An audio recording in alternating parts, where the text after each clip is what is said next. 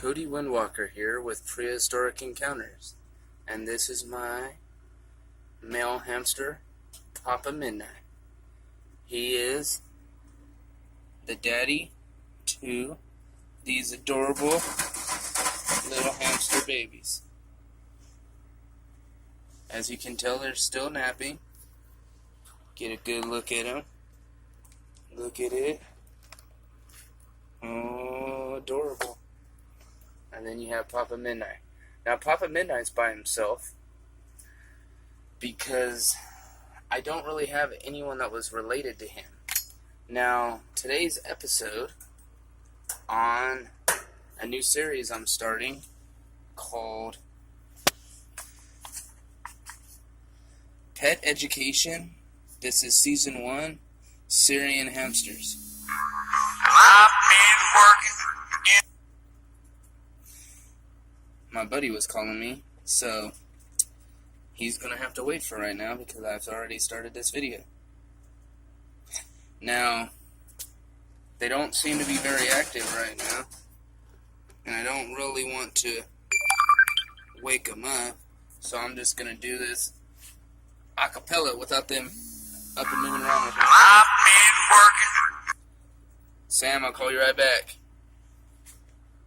Now, I am verbatim going to read a part from a book that is on hamsters. Hamsters are naturally asocial. They are loners. Males and females come together only during mating and quickly separate again. Females live with their offspring for only a few weeks. Therefore, a single hamster in human captivity does not need another for company. Do not get a pair unless you plan to breed them. Very important facts. Do not get them up. They're tired of me talking. Look at them. There they are. I'm going to continue. Of course, siblings from the same litter get along well with one another. But if they are separated for a few days, the most important recognition sign disappears. I disagree with that.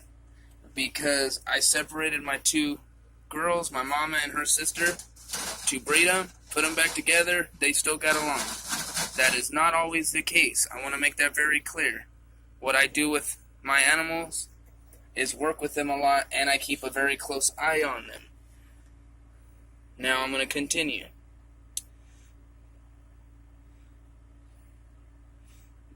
The animals then sometimes resort to dangerous biting and are usually unable to get used to one another again, even if the siblings have always stayed together. However, there can be difficulties. Watch your hamster. That's a big duh. For anyone that is wondering, keep an eye on your pets whenever they are together. It doesn't matter what the animal is. Keep a close eye. See how they're getting along with each other. I don't think anyone else is going to let me film them. So we're going to get back over here. Maybe Papa Midnight. Let's give Papa Midnight a chance. Oh, look at him. Look at that monster. He's so freaking adorable. I love Papa Midnight.